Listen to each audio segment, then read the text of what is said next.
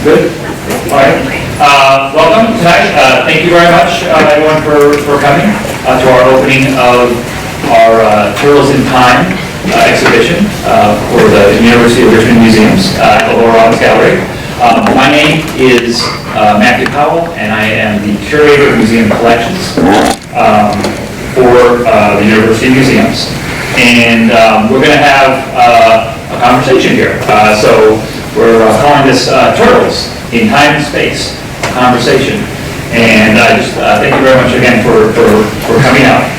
Before I get started, I want to go over a couple things. First of all, some thank yous and a little bit of some business here. After, we have basically two presentations that are going back to back, and we want to also encourage questions at the end when both of our speakers are done. Please feel free to have any other questions. At 7 o'clock, the reception will begin down at the Lower Robbins Gallery, and for those of you who haven't been on campus, is out here to the left and down this road before you get to the lake. It's part of the library, and that's where the reception will be beginning at 7 o'clock. So some thank yous for people. The exhibition and this talk tonight was supported in part by the University of Richmond's Cultural Affairs Committee. So some thanks there. For the exhibition and some parts of the exhibition, some big thanks for the Department of Biology, particularly Dr. Grayson, Amy Trionis, Jennifer O'Donnell. I also want to give some thanks to some of the people who helped with the exhibition. One of our behind-the-scenes students, Emma Felt, who helped with some graphics, and Gavin McCord of the Arizona Museum of Natural History, who provides some artwork. So our two speakers tonight, I'm going to go ahead and introduce them both at the same time. First, Dr. Robert McCord, who is, in addition to being a former supervisor of mine many years ago, the curator of natural history at the Arizona Museum of Natural History in Mesa, Arizona. Dr. McCord received his PhD in ecology and evolutionary biology from the University of Arizona.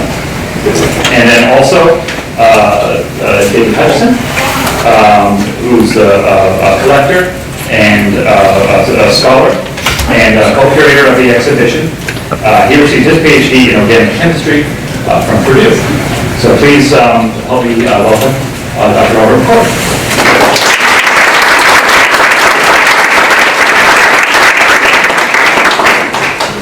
Thank you, Matthew. And, oops. Yeah, okay. Not waiting any longer. As Matthew's already said, I'm Bob McCord from Arizona Museum of Natural History, which is in Mesa, Arizona. I want to thank Matthew, who I still remember too, for inviting me here, and the University of Richmond Museum as well. Basically, someone way back in high school taught me that when you give a talk, you say what you're going to say it, and tell them what you said. So in the spirit of doing that, which I found pretty good advice, what we're going to do tonight, what I hope to do tonight, my goals of tonight are to A, get you a little bit excited and interested in turtles in general, and why you should be excited and interested in turtles in general. And B, to kind of give you some pointers and background to some of the stories that may be told on these fossils on exhibit. They can be appreciated as, well, for their pure aesthetics, certainly, but there's also a lot of things that can be gained by them. And I'm going to try to tell a few stories that you can look for when you see the exhibit. Turtle anatomy, there'll be a short test at the end. But basically the turtle is, as we all know, defined by the shell. And the shell consists of a top component, which is hard to get the laser pointer from this angle, called the carapace, and a bottom component, whoops, wrong button, normal for me though, called the plastron. So that's probably about the only two terms I'm going to throw around here tonight, but I'm thinking about it, use those terms. The top's the carapace and the bottom's plastron. This shell is formed by a rather unique combination of deep bones, such as the ribs, the vertebra, and to some extent the pectoral girdle, and dermal bones, or skin bones, if you will, that are fused in a fashion pretty much unique to turtles. And that's one of the things that makes them unique. But what makes them much more unique, what have I done? Boy,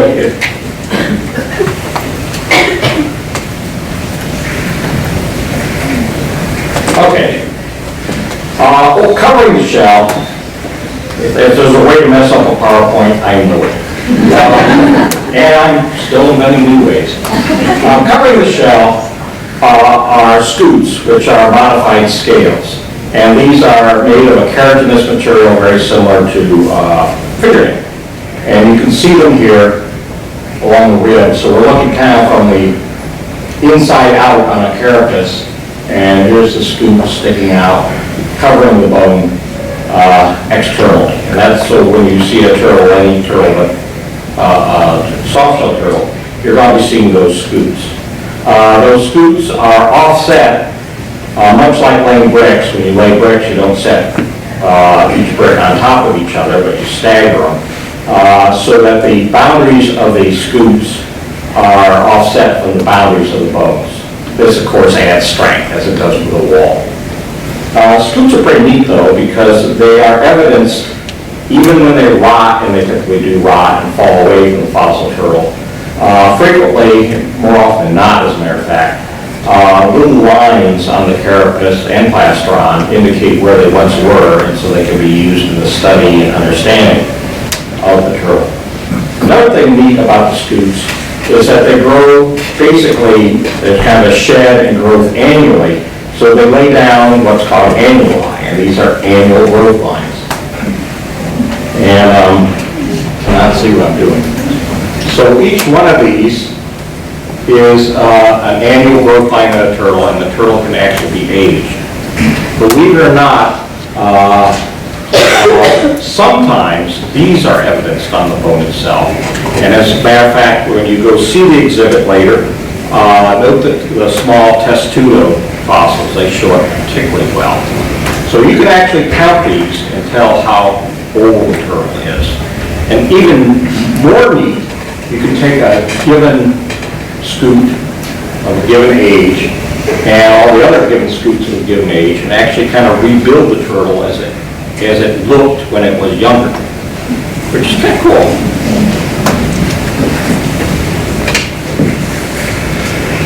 But the really incredible thing, the really confounding, amazing thing, and the thing that we still have not got figured out very well at all, is that turtles have their pelvic and pectoral girdles inside the rib cage. And that is an amazing reorganization of any tetrapod. And to put this most simply, you know where your shoulder blades are, and they're on your back, lying outside of your rib cage. Turtles have pulled those inside of their rib cage. They've done the same with their pectoral girdle too, their pelvis, pelvic girdle too, but they've done it, and it's just how on earth can that work? Well, we know embryologically how this works, but embryos aren't quite the animal. It's one of the big paleontological mysteries is how this fundamental reorganization of the turtle happened, and because it's a really hard thing to do. So here we see, I am dangerous, the scapula and the pelvis in here, and the inside of the rib cage. Here we kind of see a cross section in turtles and normal vertebrates. There's more than that though, because once you do that, you're stuck inside a shell. And most turtles, that shell is pretty rigid. And so you have the problem of your chest cancer. Think of your average turtle, which you pet store or whatever that you know. You can no longer raise and lower your chest to breathe. And turtles lack diaphragms. We have an additional component here that we can breathe even if our chest doesn't raise or lower. Turtles don't have that. So they had to reinvent breathing. That's a radical reorganization too. So that's truly amazing. And that's a kind of long story. They basically found other muscles to move and to accomplish the task. They also have some other tricks. Some turtles can have some air exchange in water, either through their cloacal, the south end, or the buccal cavity, the north end of the turtle, as it were. So they reinvented it, and different groups of turtles have reinvented it in different ways. Really, really amazing. Last thing, okay, it's probably not most amazing, but reptiles are the only thing I know that have a discernible navel. And there it is. And that is baby turtles, when they're young, still have what a paleontologist would call fontanelle, where the yolk sac entered the shell because it's got to go in somewhere. And so effectively, these baby turtles have navels. Okay, it's not that too much fun to put out. Well, that's the kind of first part of it. I hope I've got you. They're pretty curious critters. All living turtles are broadly broken into two groups, the pleurodars and the cryptodars. And these are the side neck turtles, as they're commonly known, and you can tell why. They pull their head in by turning their head to the side, versus the literally hidden neck turtles, I call them S-neck turtles, and they pull their head in a vertical plane, and the vertebra has appropriate hinging, so it's kind of S-shaped. This was not an original feature of the earliest turtles, which I've just coined for this talk, the term stiff-neck turtles. You couldn't really pull their heads in. It evolved separately, and this is the two great radiations. Now, most of you are going, I've seen one of these guys. Well, they're right there. They're not in North America today, except maybe in the pet trade and zoos. But you see lots of these guys. I used to think this was all about protection. I wrote a paper on it many years ago. But they also use this movement of the neck in feeding, and that strike out from a head-in position and grab things. And so there's really two reasons why it's probably an evolutionary benefit of a turtle to be able to pull their head in or shove their neck out rapidly. But I watch museum visitors every day. I love to watch museum visitors interact with exhibits and see the misconceptions they get, or, whatever. I didn't write a label well enough, the guy in the museum curator myself, or just how they interact with their children and with their children. And one of the things I've noticed recently is that many museum visitors now, if something strikes their fancy and they're interested in it, they pull out their smart device and they Google it, and they read about it on Google and learn a little bit more. Well, that's great. That's why museums probably should have Wi-Fi and all this, because they can do that. Hope you guys have Wi-Fi, or I just slammed you. Sorry. If you're one of those, and given you're here tonight, there's probably more than a few people like that, this is just kind of a warning that there's cryptodars and then there are cryptodars. So traditionally, the definition of cryptodar is an S-neck turtle, one that can pull its head in the S shape, and that works for all living turtles. But more recently, paleontologists confronted with ancestors, which we can call stiff-necked turtles, but the immediate ancestors of the cryptodars, they also include in the cryptodars. So there's now kind of two working definitions of cryptodars lying around. So that's a warning. So I'll point at some turtle and say he's not a cryptodar, meaning he's not an S-neck turtle. And perhaps in classification they are. Just a warning if you poke around and Google your museum exhibits.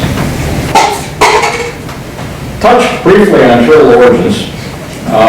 Turtle origins have always been a problem, and they're still a problem. We still don't know how that horrific jump in body organization of moving your limbs girdles inside your rib cage, reinventing breathing, reinventing locomotion to some extent, happened. That's just a total question mark.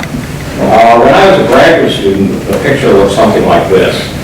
We thought turtles were derived very early on in reptile evolution, and most people argued either from something called pliosaurs or the procolophonads, and these were very primitive reptiles that lived in the Permian 350 years ago or so. Some people championed this funny little shell expanded rib beast from South Africa. Again, there's a way to do it. I will. Unitosaurus as being the intermediary, although they weren't sure where it came from. However, when I was a graduate student, the conventional wisdom, many papers were written by that was totally impossible and inappropriate, and it wasn't the case. So the wisdom was, no, that was a full blind, that's the way they used to think. And finally, compared to the first turtle then known, which is Proganachilles from Germany in the Triassic, about 210 million years ago or so. We have a very different picture today, and I can't say whether it's right or not. What we do know, I think with comfort, is that we have at least two turtles on this chart. They were turtle ancestors. Proganachilles, yeah, everyone agrees that's a turtle.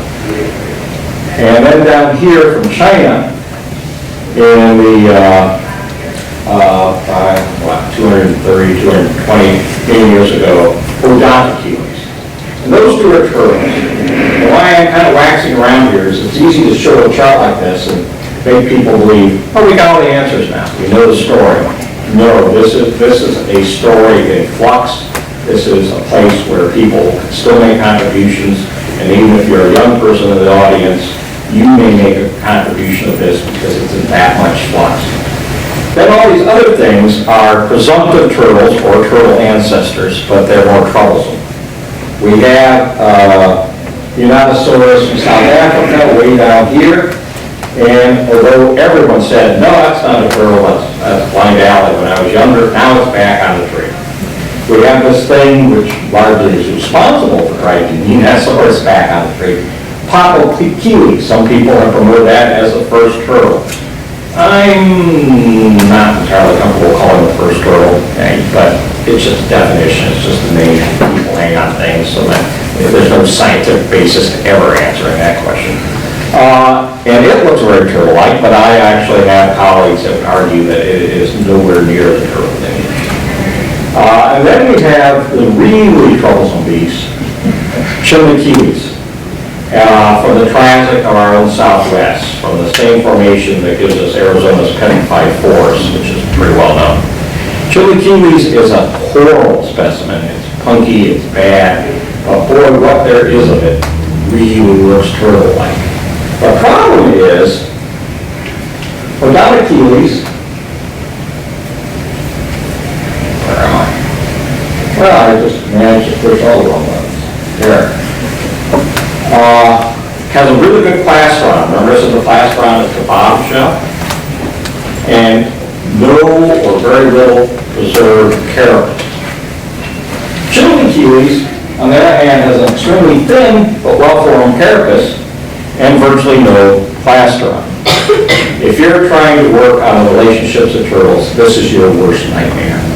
And the best scenario is to say, okay, then one's a turtle and one isn't. That might be true.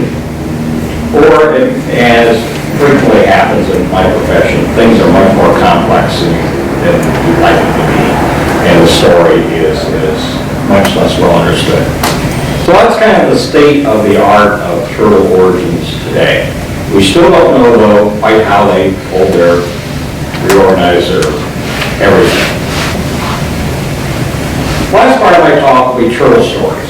It's such a magnificent collection as this, it would be, the problem is not what stories to tell.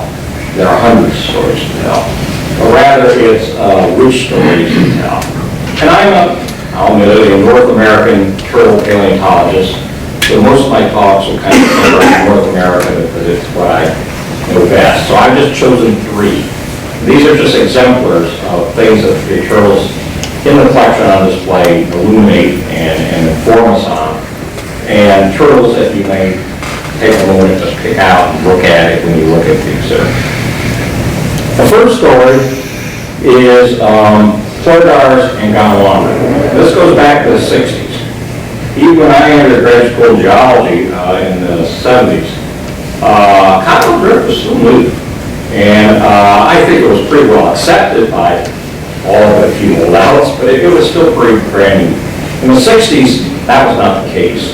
There was, it's hard to believe now, since geology's foundations are virtually built on cottonmouth drift now. But in the 60s, cottonmouth drift was still revolutionary. And the idea of all the continents being together, or all the in this case, all the southern continents being together, was controversial. But some people were for it, some people were against it. And the people who were for it is probably one of the earliest biological arguments for it, was the distribution of pleurodires.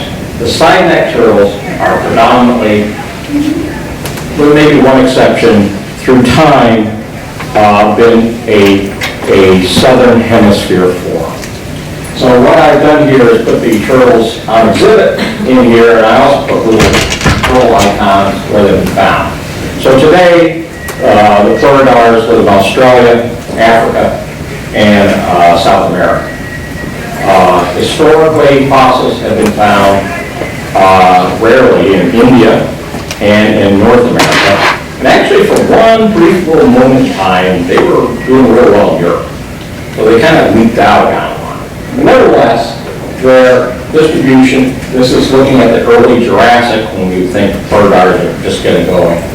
And you can see their distribution is very suggestive of this historical. So if I want to make a prediction tonight, I would say someday we'll find one in Antarctica. Maybe not in my lifetime, but it will happen. We do have several fossils of the pleurodires on exhibit in the display in the exhibit. Arapames from the Santana Formation in South America, and two other turtles, pleurodires from Morocco. That's one story. The next story is where I spent a lot of time thinking about is the late Cretaceous. And in the late Cretaceous, it's very interesting because we have some turtles that are what I call old natives or aborigines. They've been on North America from their stock, probably from the Jurassic. They evolved there. In many cases, their family was unique to North America. Most of these are a form of turtle called the beanids. They're an interesting turtle because they and box turtles are the only two groups of turtles that fuse their shell on dogwood, and therefore, when they fuse their shell, they don't grow any farther or bigger. So we have these old natives, and they're still hanging around, and do pretty good in the late Cretaceous. But there's a new guy on the block, and there's going to be a change in everything. But to understand that, I'm going to have to take a few slides to kind of explain it. The new guy on the block is a group of turtles called the trinechoids. These are the soft shell turtles of today, and the fly river turtle, which is on the right, and their immediate ancestors. Many of the extinct forms of the trinechoids, unlike the two modern forms, which lack the scutes and have a leathery soft shell, did have scutes and look much more like, they kind of probably had a head like these guys, but they had a shell that looked very much like a conventional pond turtle would today. Kind of defining what a trinechoid is, so you have some idea. As a complete sidebar, the plagiochelys include the fly river turtle today on the right, which is, I think it's the cutest turtle there was. There's a guy in town I live in that has one, and it just fascinates me. I mean, just mesmerized me. There is one of those on the exhibit, and that's on the left, and I just wanted to point that out while I was here. So I'm going to skip backwards for a minute and say, old natives, remember the stories, since I wandered way off base here. What happens in the late Cretaceous, actually what happened probably about the middle Cretaceous, around numbers 100 million years ago, is that we get an invasion of trinechoids from Asia. Two examples in the exhibit are Asteroides and Hutchison, and these are conventional soft shells that look, probably in life look a lot like the modern ones. They're things that made them different, but they look a lot like modern ones. But there also were some of these more conventional looking turtles, Zangarellia, which I have placed way up here in Asia. Never got to North America, but he has a relative called Basilemes, which is a huge turtle trying to be a land tortoise, actually, fascinating critter. He did take it to South America from Asia, and so he's sort of like token representative of another wave, another family of turtles that came into North America from Asia. Finally, we get to the Eocene. And the Eocene, to my mind, is the beginnings of the modern turtle fauna, the beginnings of the turtles of today. And here we have three things going on. We have the very last of the old natives that I talked about, Beta. And this is, I'm pretty sure this is the latest Beta there is. And so he's a relic at this time. He's a kind of living fossil, even at this time. Then we have the soft shells doing just fine, thank you very much, and they're usually soft shells. And it's kind of an interesting mix, even the selection and the display of interesting mix. Two of these genera were present in the Cretaceous and are kind of old forms of soft shells. One of these genera is alive today and is a more modern form of the soft shell, but they're soft shells and they're doing well. And now we have these new immigrants. We have Apmes and Ecmatides. And I probably should, I'll mention the tortoise Hadrianus because it's kind of important to this story too. Ecmatides, all three of these, well, probably came over from Asia. I'm still wondering where Apmes came from. Apmes and Hadrianus show up very suddenly and without obvious ancestors around. In paleontology, when something does that, that's kind of your evidence it's an immigrant, it came from somewhere else. So we know that about those two. We know that Ecmatides is in Asia, so, and Hadrianus is in Asia, so we know those two are. Apmes is the problem child. I'm not sure about it. You want to say Asia, but it also has affinities to mud turtles and things like that. But it belongs to the modern family, the Dermatomes, which doesn't really have a common name. I've looked around and I can't find a good common name for it. But anyway, these last two are modern families, and they would give rise to all the other modern families of North American turtles, and give us the turtle fauna we have today, which is basically just Beta and these guys and their descendants and these guys and their descendants. And so that's pretty much the three stories I wanted to tell, and just to kind of let you look around, let you appreciate some of the marvelous specimens in the exhibit, and with perhaps a little better appreciation. It's always appropriate when giving talks about turtles to say something about the future. And paleontology does inform us. I would say without humans, global warming may be a great thing for Earth. There's much of Canada that doesn't have any turtles. When you walk around looking at Canada, it looks pretty wet. It's just a little bit too cold. Hey, territory for expansion. And in fact, in the Turonian and the Eldian, probably the hottest times that ever exist on Earth, much hotter than any projections for global warming. Those are doing very well, thank you. So without humans, good thing. With humans, global warming is a problem. I'll give as an example from an unpublished paper that suitable climate for the desert tortoises, as an example, will be Central California Valley and Oklahoma Panhandle by the year I mixed my numbers. That should be 2070. Somebody would sneak in here and I can't make a mistake somewhere in my and it's 2070. So that should have been 2070. Interestingly enough, in case you're a conservationist, it's never easy in conservation. The growth of solar power will probably exacerbate and speed that up. So that's some of the challenges facing turtles in the future. So at that time, I'd like to yield my time to my co-speaker, and thank you.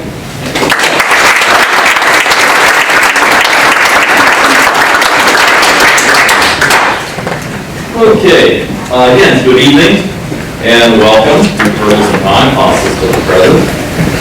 The question I'm most frequently asked by virtually everybody I come in contact with that knows about the collection is, why study fossil turtles of all things? And the answer, other than, hey, fossil turtles are really cool, are that they can be used to answer some very interesting questions concerning the geologic past.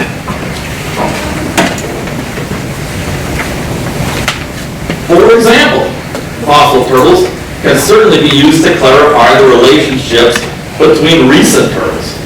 Through the method known as cladistics, and one of the trees that Bob had on one of his slides is the cladistic method for early turtles. That is, what you do is you organize with the help of the computer a group of species by their shared attributes. And thus, one can determine ancestor-descendant relationships between the group that you chose. As we see in the exhibit, turtles change pretty slowly over time. And fossil turtles, with their similarities to modern forms, greatly aid our understanding of the relationships of recent turtles. Oddly enough, fossil turtles can be of use in molecular evolution studies. And this is I use the term loosely, relatedness of two recent species, and when they diverge genetically, can be estimated by the accumulated mutations in their genetic code. Since the timing of the fossil record of some recent turtle species is pretty well known, pretty well established, the degree of genetic change of whatever protein or sequence you're looking at can be correlated with the timing of their divergence as known from the fossil record. This is where the fossil record becomes so important. And if this correlation holds up, what you have is what's termed a molecular clock. This molecular clock can then be applied to other species, or paraspecies, for example, and their time of genetic divergence is estimated. Turtles can also be used as indicators of continental positions and past climates. And these last two subjects is what I'd like to discuss in great detail. It has been suggested by a number of geologists, continental drift people, paleontologists, that a land connection once existed between Eastern Asia and Western North America. Fossil turtle studies have shed some light on this connection. For example, the earliest trionytid, the soft-shell turtle, is known from the late Jurassic of China, estimated to be about 140 million years old. The earliest soft shells known from Western North America are from the mid or late Cretaceous, about 75 to 80 million years old. Soft-shell turtles, particularly the genus Hesperides, are common in the late Cretaceous of Alberta, Montana, and Wyoming, and the same genus is also found in the late Cretaceous of China and Mongolia. So, was there a land connection between Asia and Western North America established in the Cretaceous that allowed soft-shell turtles to migrate from Asia to North America? Well, recent trionychids in both Asia and North America live in well-oxygenated fresh water, and they can't tolerate brackish or salt water because their skins are very permeable and they have no glands to eliminate salt, such as all the species of marine turtles that we have today have salt-excreting glands. This means, probably, that the soft-shell turtles could not cross the Pacific Ocean, raft across the Pacific Ocean, or even cross a area as narrow as the Bering Strait due to the salt water. This distribution between Asia and Western North America implies that a land connection with freshwater habitats suitable for soft-shell turtles existed during the Cretaceous. This slide illustrates two of the upper Cretaceous Asian and North American Asperity soft-shell turtles. The North American species on the right, which actually is Asperity / Axistemys, you'll see in the exhibit, is a pretty big turtle. The little Mongolian turtle is probably less than half of his size. So when the soft shells, at least this genus, migrated to North America, something really agreed with them. They're bad. I checked the literature from China, certainly, and there was no soft shell known any bigger than about this. There may be others that I don't know that haven't been published on, but by and large, the soft shells in Asia are relatively small compared to ours here in North America. Well, how long did this land connection last, if there was such a land connection? Well, fossil turtles can give us some insight into this as well. First, the two trionychid genera, Amida and Elstyra. If you saw the pig-nosed turtle, cute little guy motoring around, both appear in China and Western North America in the Middle Eocene, roughly 55 million years ago.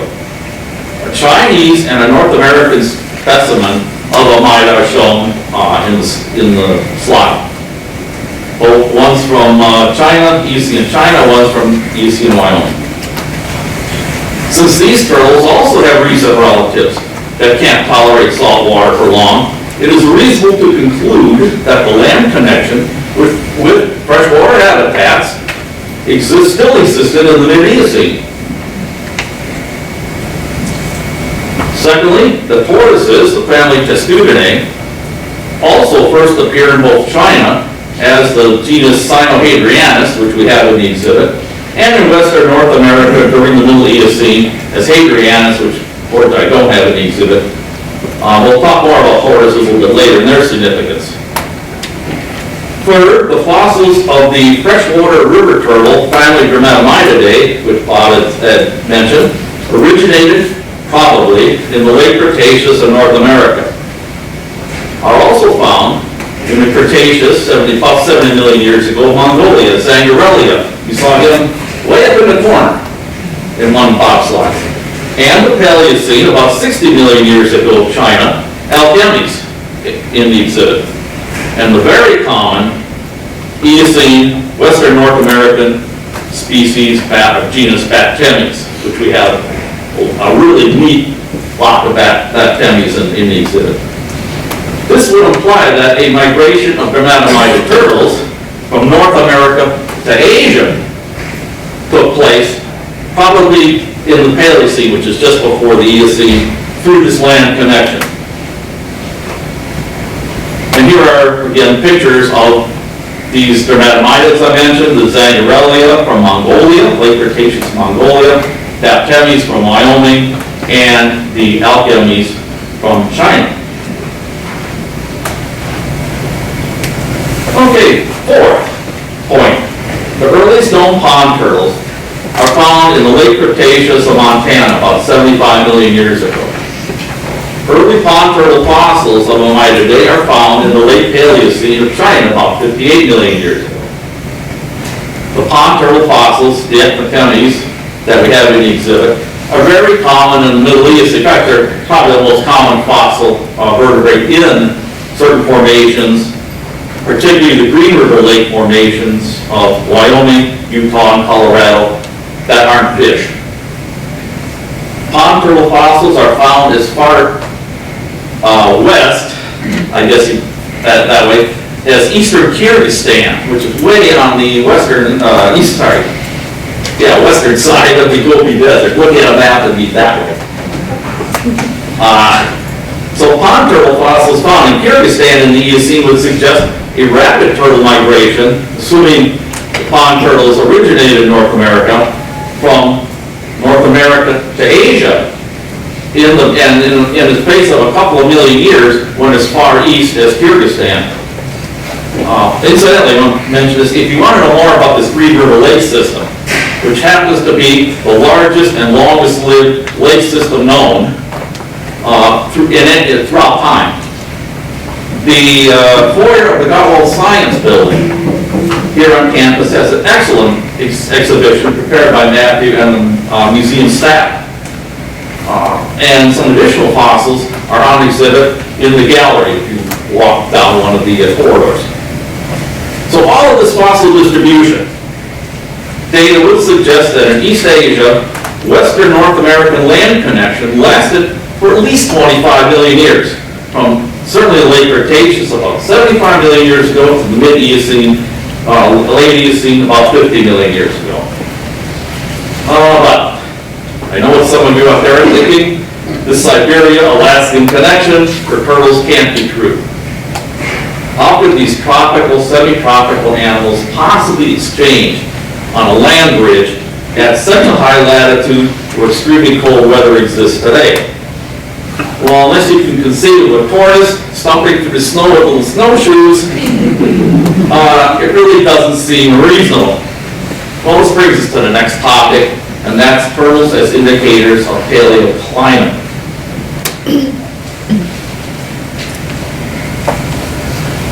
The most obvious answer to that supposition is, well, the climate there was much warmer in the Eocene and the late Cretaceous.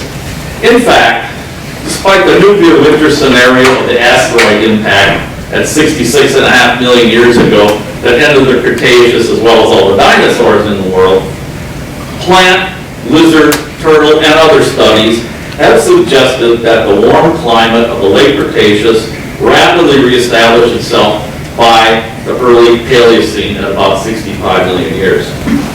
This warming trend then continued into the mid-Eocene for at least another 10 million years. In fact, the mid-Eocene was probably the warmest time on Earth in the last 65 million years. So how does the fossil turtle record help define these ancient climates?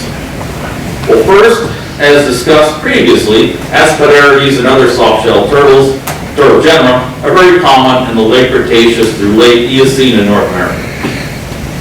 These fossils have recent descendants in semi-tropical Asia and warm-temperate North America.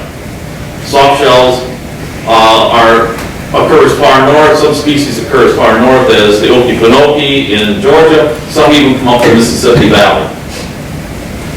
These fossils would suggest that the land connection to allow the specimen, the genera, to migrate back and forth would have also been semi-tropical to warm temperate. Secondly, and this is a very interesting detail that I pulled out of literature, the common North American Eocene genus Baptemes, as we saw. Baptemes is also the absolute direct ancestor, as well as is known, the Central American river turtle, Dermatemes mauii. It's known that Dermatemes in captivity needs at least 80 degrees Fahrenheit for 3 months to breed. Thus, if a Baptemes Dermatemes relative were to migrate to Asia from North America and breed on the way, the land connection must have had a freshwater habitat and warm temperate semi-tropical climate to allow them to do so. Fossil plant studies for the North American plant studies suggest from the North American climate began a cooling and drying trend in the late Eocene to early Oligocene. Summers were cooler, drier, winters got colder. This trend would culminate in the 4 ice ages we've experienced in the last 2 million years, and the interglacial period in which we live today. Fossils from the Oligocene,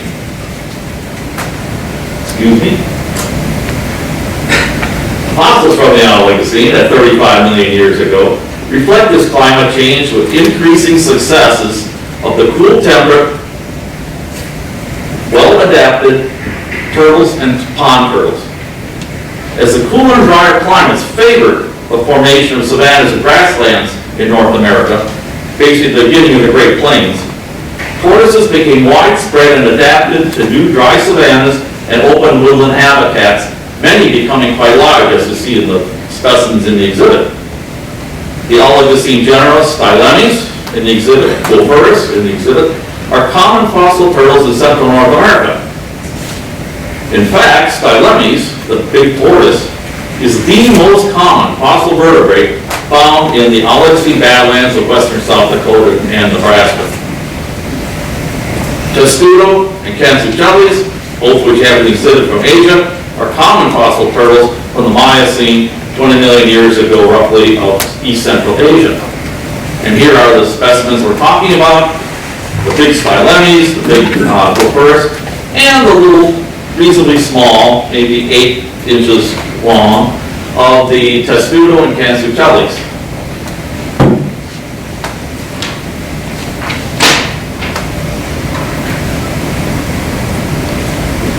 Okay, pond turtles have also become widespread in the Oligocene temperate zones. As we know, we live in a temperate zone.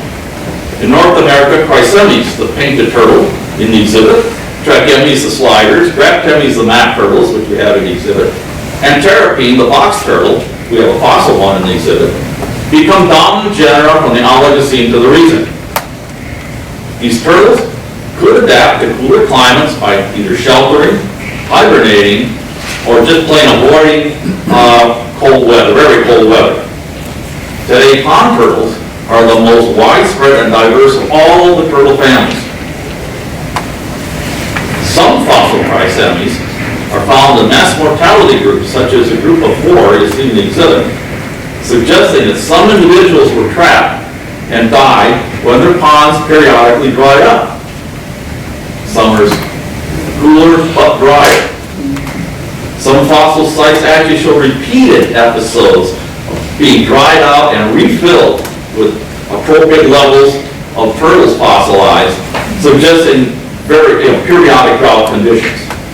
Those turtle species that could not adapt to the cold or colder weather, like the Trinites, retreat to warmer climates at lower latitudes. As simple as that. Instead of being up in Canada, they're now down in Georgia sunning themselves.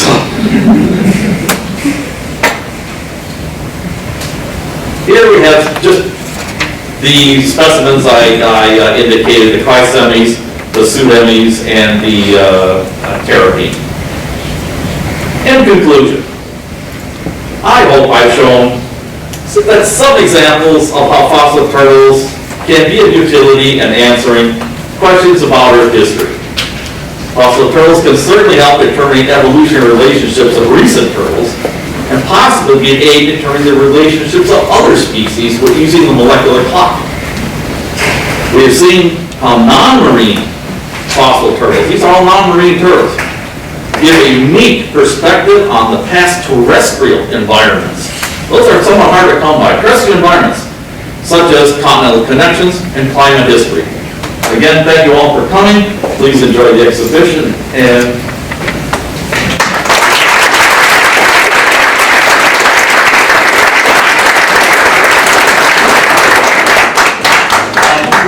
we do have a few minutes for questions here. If anyone has something they want to ask Dave or Bob or both of them right now, or if you want to save some questions or when we're down at the gallery, that's okay as well. Did you have? Yeah, I was wondering, I actually had a box turtle growing up, and I know those are primarily land turtles. I was wondering if you could list what the differences between those and tortoises are. The most obvious thing is it's a box. The plastron of the box turtle is hinged And so that you can close right up like a box, and that's kind of the most obvious thing. But in detail, the box turtle is related to the pond turtles. It's kind of a modified pond turtle. It's just kind of taking up residence on land. Thank you.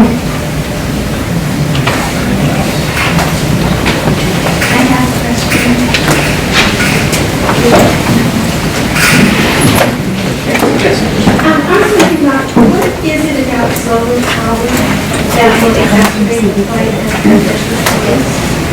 What is it about solar power? You mentioned the solar. Oh, I wonder if somebody would bite on that.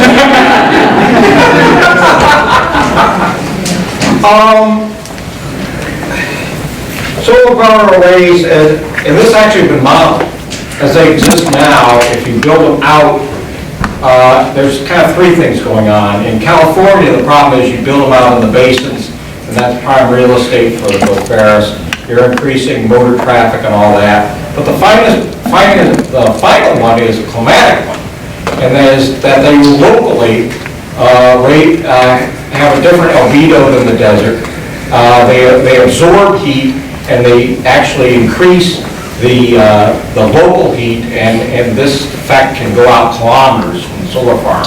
And if you start building out solar farms big enough to provide for all the power needs, this will be a real factor. And as I say, it has been modeled and proven that it has a heat signature too. That's negative? Yeah. Yeah, it'll get too hot faster because of this solar farms.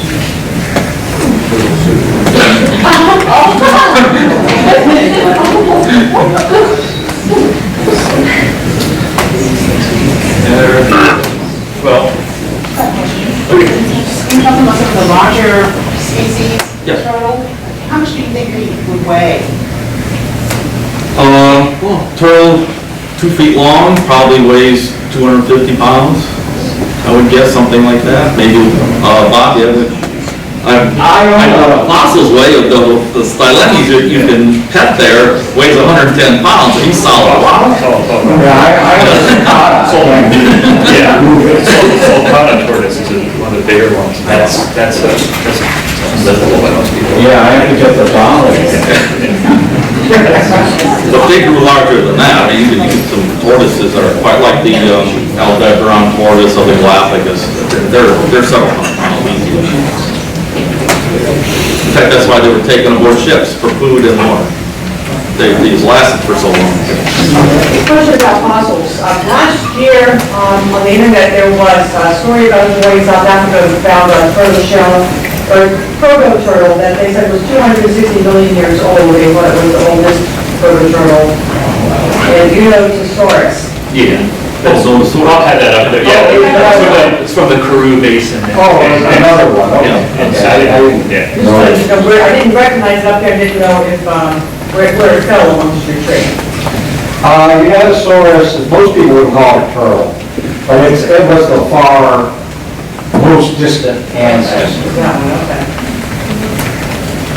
They thought that it showed that the turtle evolved not so much for protection, but for, to get out of the heat and for digging. It evolved as a protection for digging, not so much as protection for predators. You guys have thoughts on why the turtle has a shell?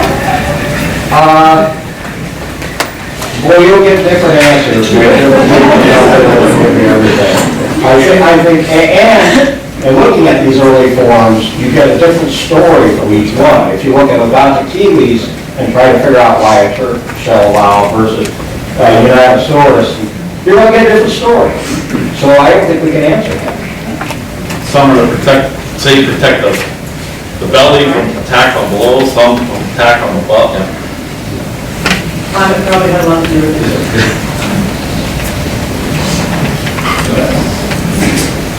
All right, well, please, feel free to join us down below in the gallery for our reception. Thank you very much, everyone.